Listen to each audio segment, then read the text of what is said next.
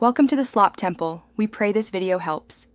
You'll start by making sure your iPad is ready. Confirm iPad OS is updated and iCloud Sync is on so focus choices appear across devices. Open Settings and tap Focus, then press the plus icon to add a new focus.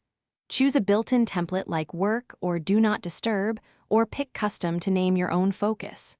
Once done, you'll have a blank focus profile that's ready for immediate configuration.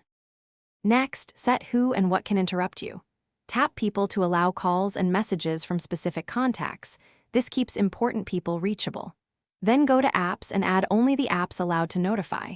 Make sure to enable time sensitive if needed. Use Add Schedule or Automation to trigger this focus by time, location, or app. This automates behavior so you don't have to toggle it manually. Once configured, your focus will filter distractions according to those precise rules. Finish by customizing visuals and system behavior for a smoother experience.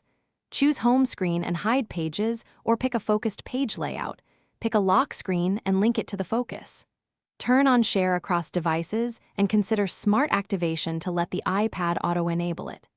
If focus doesn't trigger, make sure iCloud Sync is active, restart your iPad, and reopen the focus settings to save changes again. This usually Thanks for watching. Consider subscribing if we helped you.